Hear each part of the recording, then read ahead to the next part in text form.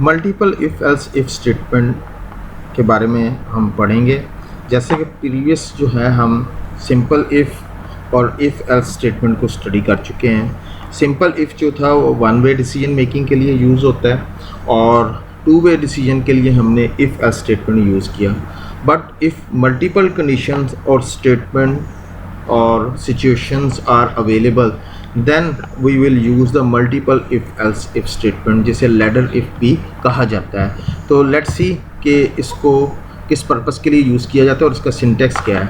So if else if statement can be used to choose one block of statement from many block of statement. It is used when there are many options, conditions, and only one block of statement should be executed on the basis of condition.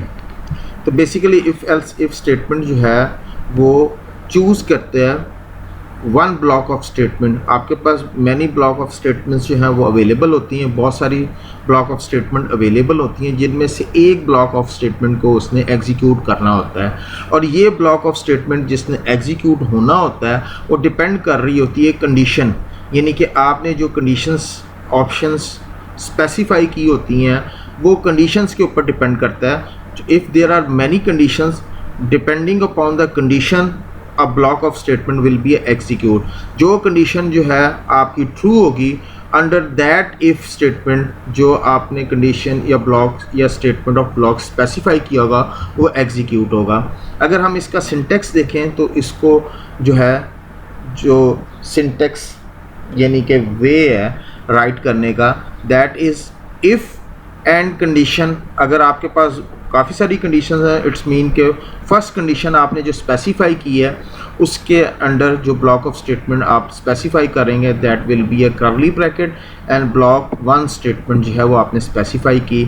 इसी तरह else और फिर उसके साथ फिर if statement, यहाँ पे आप कंडीशन टू स्पेसिफाई करेंगे और इस कंडीशन टू जो है इसके अंडर जो ब्लॉक ऑफ स्टेटमेंट आप स्पेसिफाई करेंगे वो आपकी ब्लॉक टू कहलाई जो है वो कंसिडर होंगी। इसी तरह so on up to depend upon your condition and option. It's mean के कंडीशन एन तक आपने कंडीशन स्पेसिफाई की और कंडीशन एन के अंडर जो है ब्लॉक ऑफ एन स्टेटमेंट जो है वो आपने स्पेसिफाई किया। इन केस ये तमाम इफ़ स्टेटमेंट्स जो हैं वो ट्रू नहीं होती, दैट केस एल्स आपने पोर्शन स्पेसिफाई किया।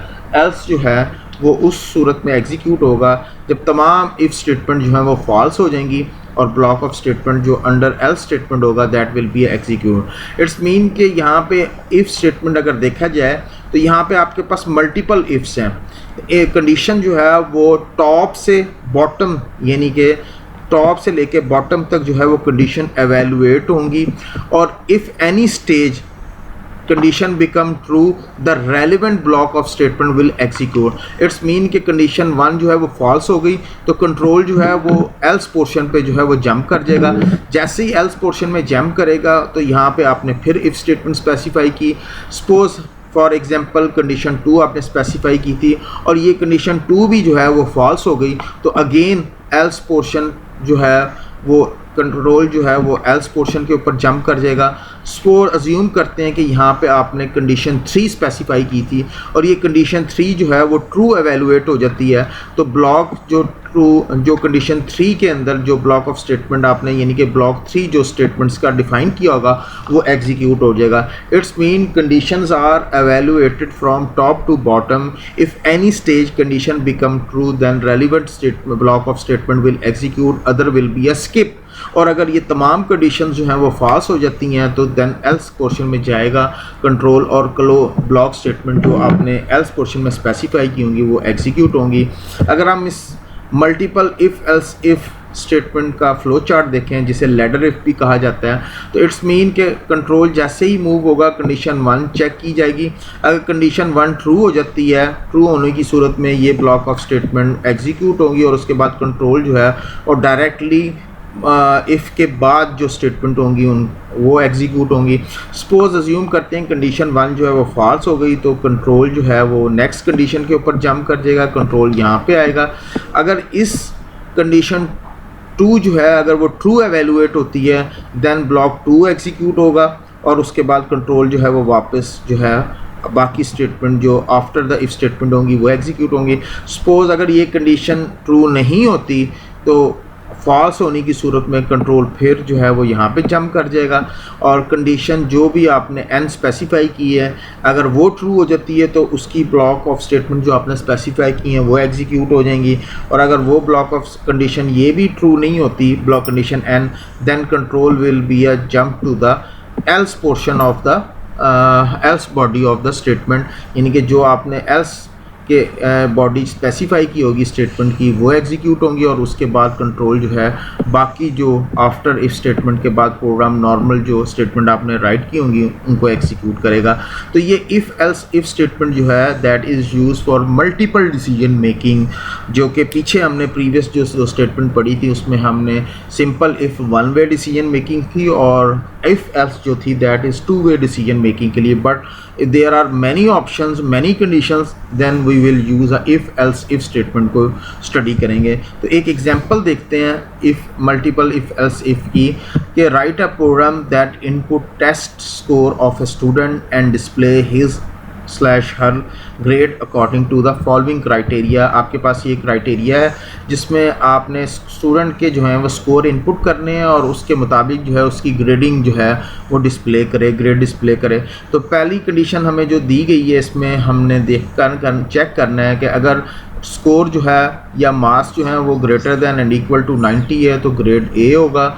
अगर जो है 80 और 90 के दरमियान में उसके स्कोर्स हैं तो बी ग्रेड, 70 और 79 के दरमियान में सी, 60 टू 69 है तो डी, और बिलो 60 जो है दैट इज़ एफ ग्रेड। अब हमारे पास यहाँ पे जो कंडीशंस या ऑप्शंस हैं, यहाँ पे हमारे पास टोटल जो कंडीशंस हैं these are the 1 2 3 4 and 5।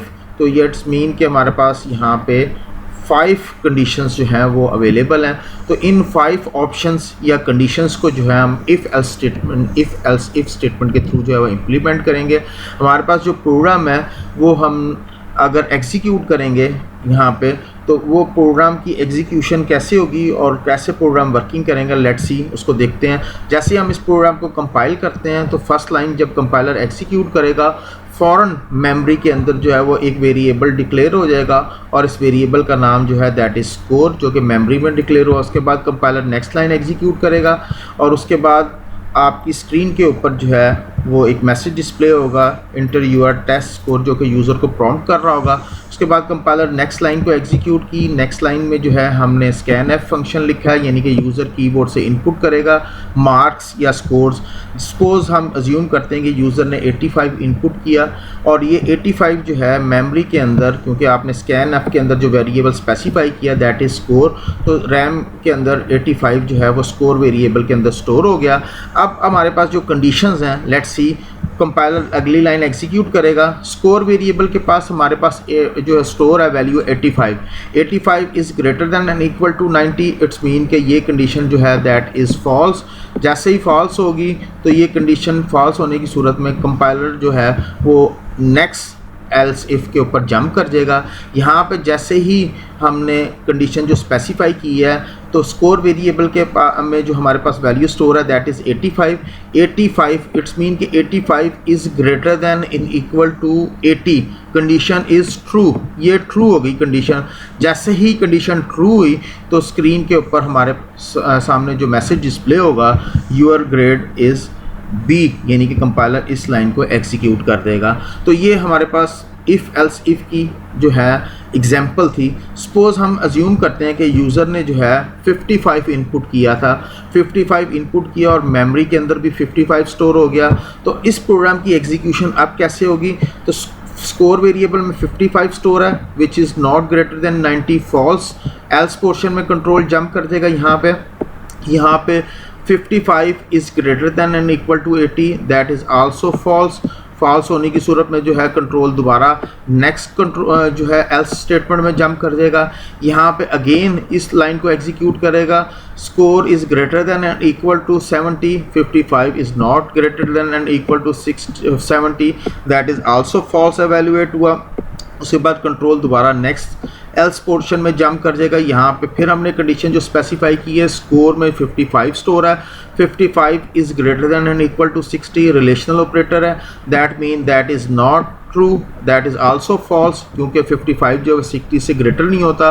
Again control जो है वो एल्स पोर्शन में जंप कर जाएगा। अब एल्स पोर्शन में जो है हमारे पास जो है कोई स्टेटमेंट हमने स्पेसिफाई नहीं की, कंडीशन स्पेसिफाई नहीं की, इट्स मीन कि योर ग्रेड इज़ एफ जो है वो मैसेज स्क्रीन के ऊपर डिस्प्ले हो जाएगा। तो that is if else if statement की एग्जांपल थी जिसको हमने देखा, और यहाँ पे मल्टीपल कंडीशंस हमने स्पेसिफाई की और उनको एवेलुएट